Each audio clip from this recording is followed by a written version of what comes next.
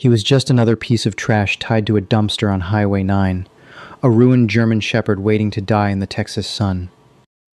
I almost kept driving. I should have kept driving, but then I saw the way he sat. He wasn't begging, he was standing watch. The dashboard clock in Hayes' Ford read 2:14 p.m., and the air conditioner had finally given up entirely, spitting nothing but hot, metallic dust into his face. Hayes hated July in West Texas. The heat didn't just warm you, it pressed down on your chest, heavy and suffocating, making the titanium pins in his left shoulder ache with a dull, rhythmic throb. He rolled down the window. The wind rushing in felt like a blast furnace. It carried the smell of melting asphalt, diesel exhaust, and dead sagebrush. Hayes took a drag from a stale cigarette, the paper sticking to his chapped lower lip. He wasn't looking for salvation. He wasn't looking for a cause. He was just looking to get back to his double-wide trailer, ice his shoulder, and drink enough cheap whiskey to convince his brain to sleep for 4 hours without the nightmares creeping in. Then he saw it. Up ahead, shimmering in the heat distortion radiating off the blacktop, was the crumbling concrete of a state-abandoned rest stop. The state had pulled the trash cans 2 years ago, but locals still dumped their garbage there. A mountain of split black bags, a rusted-out washing machine, and a shape huddled in the sliver of shade cast by a graffiti-covered concrete bollard. Hayes squinted, his grip tightening on the cracked leather of the steering wheel. It was a dog, a large, dark mass of fur, tied to the bollard with a thick, neon-orange nylon rope. "Keep driving," Hayes told himself. His jaw tightened, the muscles clenching until his teeth ground together. "Not your problem. Animal control will get him, or a coyote will. It's the way the world works." He pressed his heavy work boot onto the accelerator. The engine roared, the truck kicking up a cloud of white dust as it surged past the rest area at 60 miles an hour. He made it exactly 1 mile down the road. Hayes cursed, a harsh, guttural sound that scratched at his throat. He slammed the brakes. The truck skidded, tires screaming against the asphalt, leaving thick black lines on the highway. He threw the transmission into reverse. The gearbox whined in protest, a high-pitched mechanical shriek as he backed up the shoulder, the truck jarring over deep ruts and broken beer bottles. He didn't know why he stopped.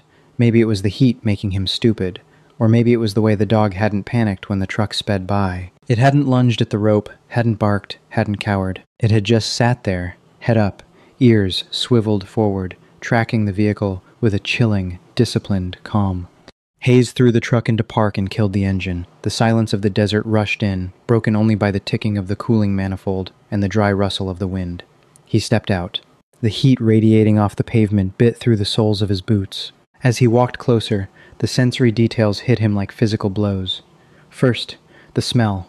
It wasn't just the smell of a dirty animal. It was the sharp, sour stench of infection, mixed with the copper tang of old blood and the distinct, dusty odor of a creature that had been baking in its own urine.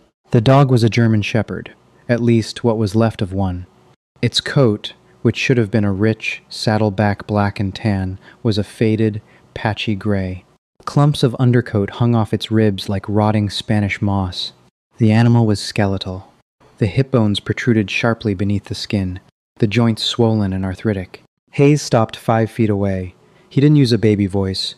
He didn't crouch down with an outstretched hand, expecting a lick. He knew better. A dying, cornered animal was a live grenade. "Hey!" Hayes grunted. The shepherd didn't flinch. Slowly, painfully, the dog turned its massive head. Its eyes were cloudy, ringed with the milky blue film of advanced cataracts, but the stare was piercing, unblinking. It didn't look at Hayes like a savior. It looked at him like a perimeter threat. Hayes felt a strange, cold knot form in his stomach. He had seen that look before, in the eyes of men who had accepted they weren't going home, but still had their finger on the trigger. The dog shifted its weight. A low, vibrating rumble started deep in its chest. It wasn't a growl of aggression. It was a warning. "I am broken, but I am not dead." Hayes looked at the neon-orange rope. It was pulled taut against a cheap leather collar, digging into the dog's neck, wearing away the fur to expose raw, weeping skin. Someone had driven out here, tied a knot they knew wouldn't slip, and drove away. "I'm not going to hurt you," Hayes said, his voice flat, devoid of the soothing inflection most people use with dogs. He reached into his pocket and pulled out a folding knife. The locking mechanism clicked into place with a sharp metallic snap. The dog's ears twitched at the sound. It tracked the blade. Hayes stepped into the striking distance. He expected teeth. He expected a desperate, thrashing fight. He braced his bad shoulder, ready to take a bite to the forearm if he had to. He slid the blade under the taut nylon rope. The dog froze. Its breathing was shallow and ragged, a wet rattling sound in the back of its throat. Hayes could feel the heat radiating off the animal's body, an unnatural, feverish heat. With one quick motion, Hayes severed the rope. The tension snapped. The dog swayed, suddenly unsupported by the anchor of the bollard. Its front legs buckled. Hayes didn't think. His reflexes, honed by 2 decades of catching falling men in dark places, kicked in. He dropped the knife and caught the dog's chest before it hit the concrete. The animal was shockingly light, nothing but bone and hollow space. Yet its muscle density in the shoulders still felt like twisted steel cable. The dog tensed, baring its teeth, a flash of dull, chipped canines. But it didn't bite. It just leaned into Hayes' arm, letting out a long, shuddering sigh that smelled of rotting meat and exhaustion. "All right," Hayes muttered, the gravel in his voice masking a sudden tightness in his chest. "Let's get you in the truck." He scooped the dog up. The animal groaned, a heartbreaking sound of old joints grinding together. Hayes carried him to the passenger side of the Ford, ignoring the stabbing pain in his own shoulder. He laid the shepherd down on the cracked vinyl seat. The dog didn't curl up. It stayed upright on its sternum, its cloudy eyes scanning the dashboard, the windshield, the mirrors, scanning for threats. Hayes shut the door, walked around to the driver's side, and climbed in. He started the engine. The dog didn't react to the noise. It just stared out the front window, panting slowly. "You're a long way from nowhere, old man," Hayes said, putting the truck in gear. The dog didn't look at him. It just kept watching the road. The drive back to Hayes' trailer took 40 minutes. The silence in the cab was heavy, thick with unspoken misery. Hayes kept the windows down, letting the rushing air carry away the worst of the smell. But the metallic tang of the dog's infected skin lingered in the back of his throat.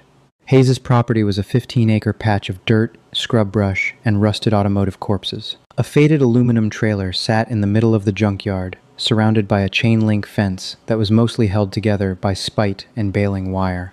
Hayes parked the truck. The engine ticked as it died.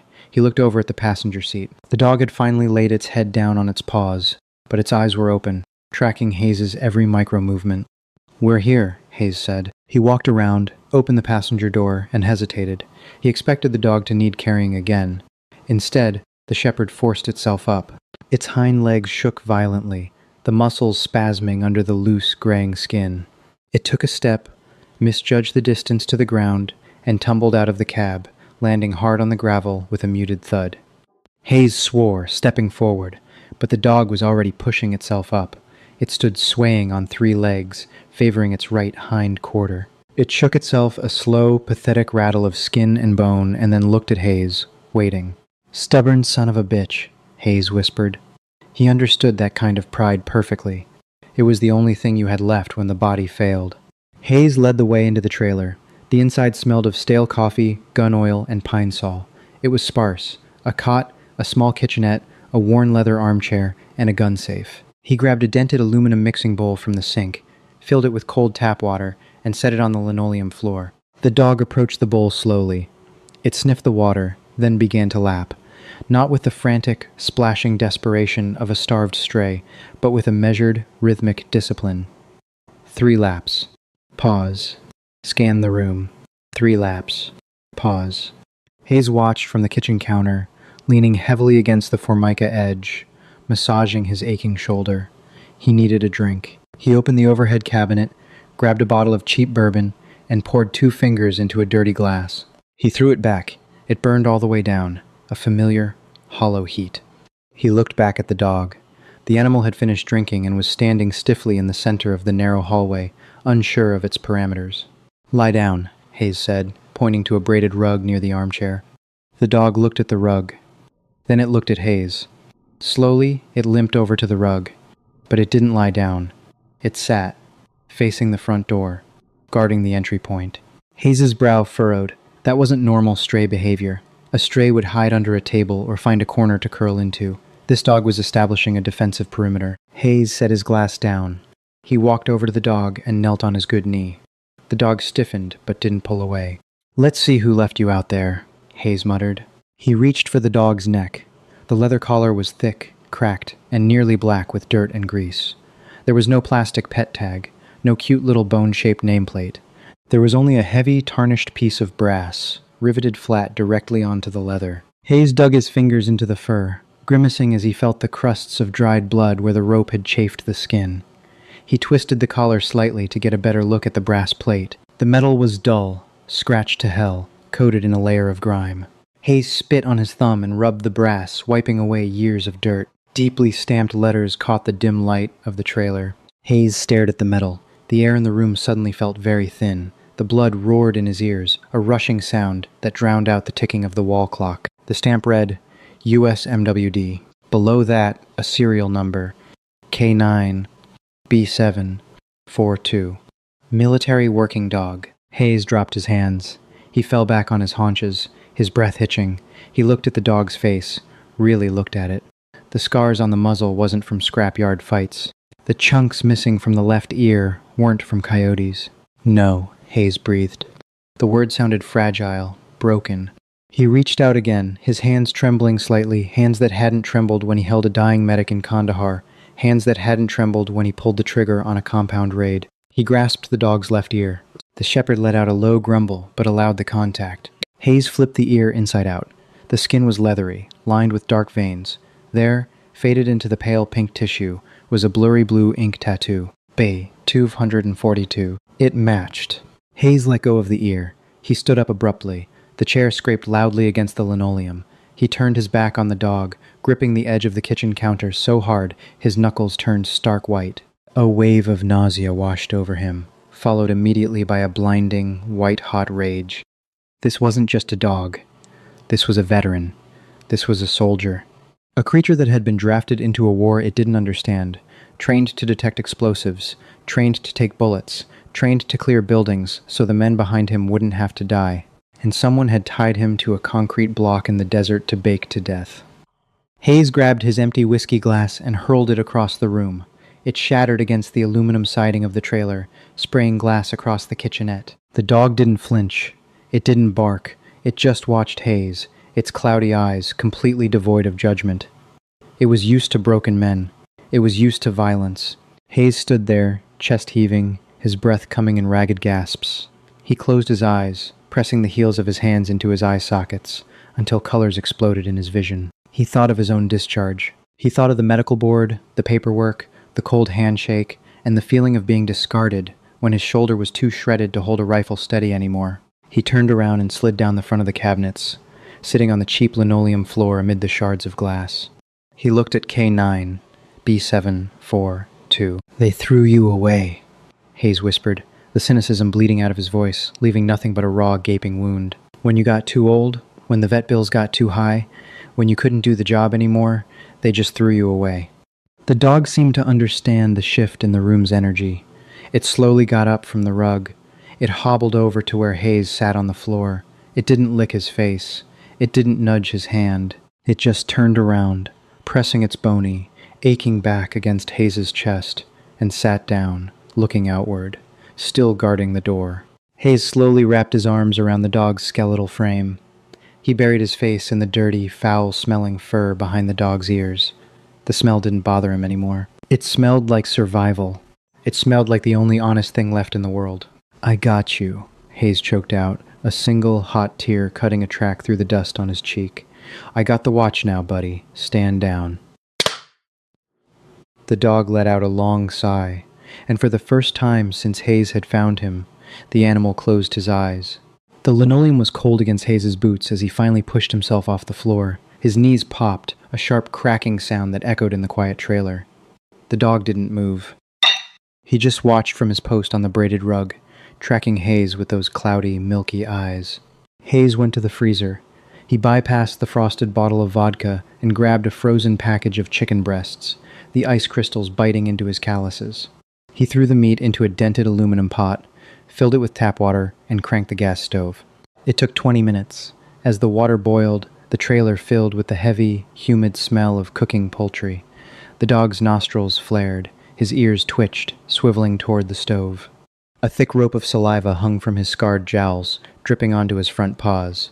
But he didn't whine. He didn't inch forward. He held his position. I'll call you Bravo, Hayes muttered, stirring the boiling water with a wooden spoon. For the serial number.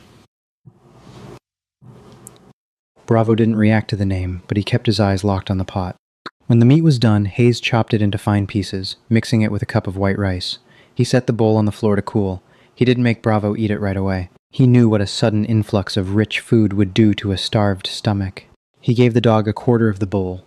Bravo ate it in 4 methodical bites, then looked up, waiting for the command for more. Later, Hayes said. The next hour was brutal. Hayes filled the small, fiberglass bathtub with lukewarm water. He returned to the hallway and looked at Bravo. "Come here." The dog limped forward. Hayes didn't try to lift him this time. He placed a hand behind Bravo's front legs, guiding him over the lip of the tub. The dog stiffened as his paws hit the water, his claws scrabbling for purchase on the slick fiberglass. Hayes grabbed a bottle of blue dish soap.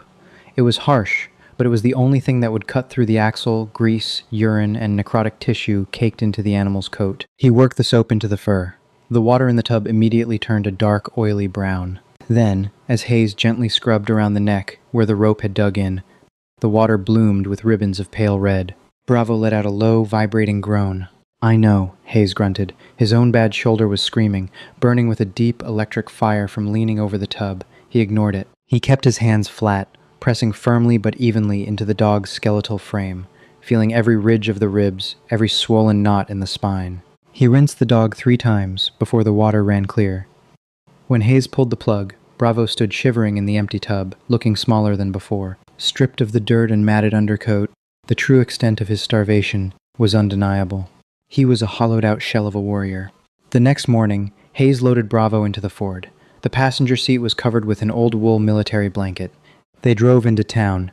Doc Harrison's clinic sat on the edge of the county line, a cinder block building that smelled of industrial bleach, iodine, and wet livestock. Harrison was a large animal vet, a man in his late 60s with hands like catch mitts and a disposition like sandpaper. Harrison walked into the exam room, wiping his hands on a towel. He stopped when he saw Bravo standing rigid on the stainless steel table. "Jesus, Hayes," Harrison rasped. "Where did you dig him up?" "Highway 9, Hayes said.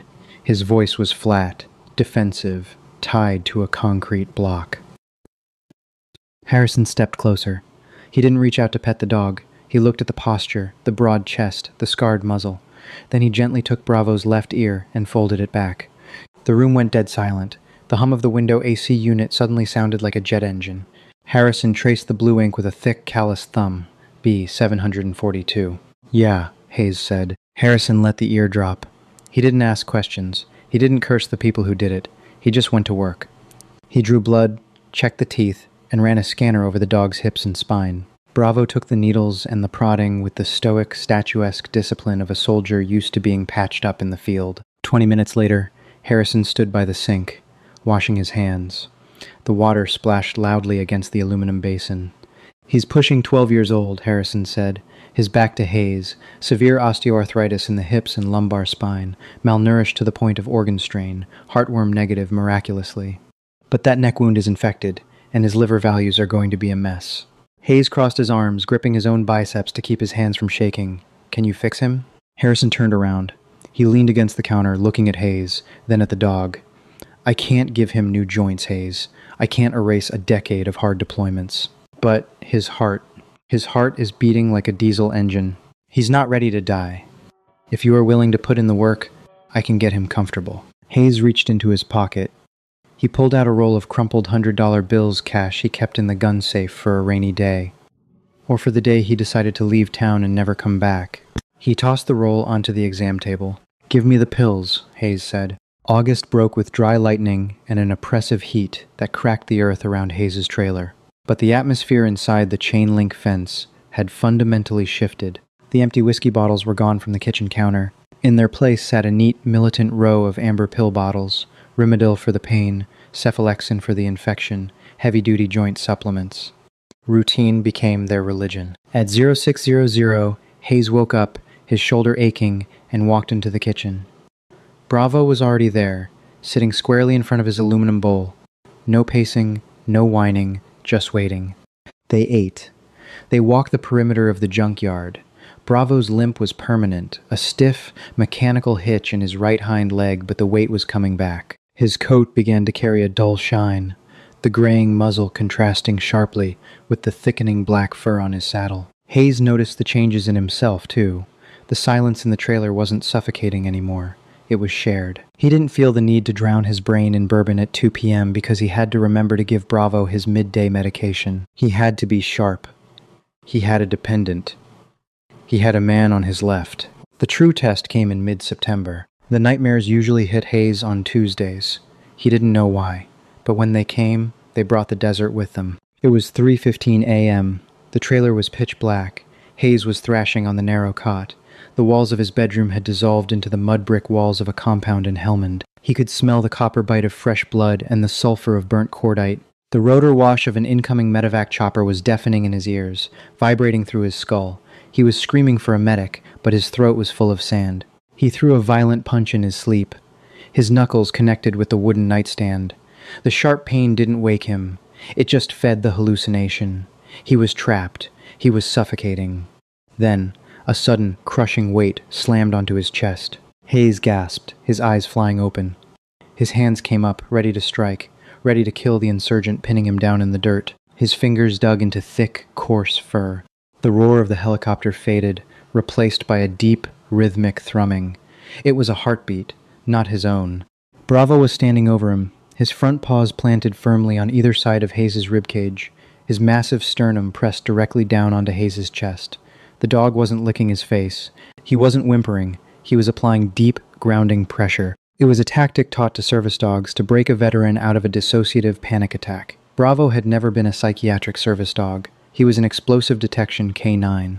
But he recognized a casualty when he saw one. Hayes' ragged breathing hit the dog's fur. The smell of the trailer's stale coffee, pine sol, and dog rushed back into his lungs, washing away the cordite and the sand. "I'm here," Hayes choked out, his voice cracking in the dark. His hand stopped trying to fight and instead clamped fiercely onto Bravo's shoulders. "I'm here. I'm back." Bravo didn't move. He held the pressure for another full minute, waiting for Hayes' heart rate to decelerate against his own chest. When Hayes finally let out a long, shuddering sigh, the dog stepped off the cot. Bravo turned a circle on the braided rug next to the bed and lay down with a heavy groan. He rested his chin on his paws, his eyes open, watching the bedroom door, guarding the perimeter. Hayes lay staring at the ceiling, the titanium pins in his shoulder throbbing. He realized something then, a truth that felt like a punch to the gut. He hadn't rescued Bravo from that concrete bollard. Hayes was the one tied up on Highway 9. He had been tied there for 4 years, baking in his own misery, waiting for the heat to finally take him. Bravo was just the one who came along and cut the rope. Hayes slowly sat up on the edge of the cot. He reached down and rested his hand on the dog's head. Bravo closed his eyes, leaning heavily into the touch. "Good boy," Hayes whispered into the dark. "We hold the line." Outside, the Texas wind howled, rattling the aluminum siding of the trailer.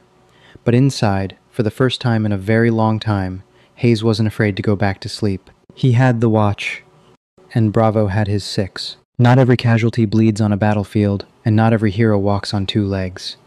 If Hayes and Bravo's story struck a chord with you, don't let their fight be invisible. Hit that like button to honor the working K9S and veterans who refuse to surrender. Share this video with someone who understands the healing power of a loyal dog, and subscribe for more raw, unfiltered stories of survival. Drop a comment below. What would you have done on Highway 9?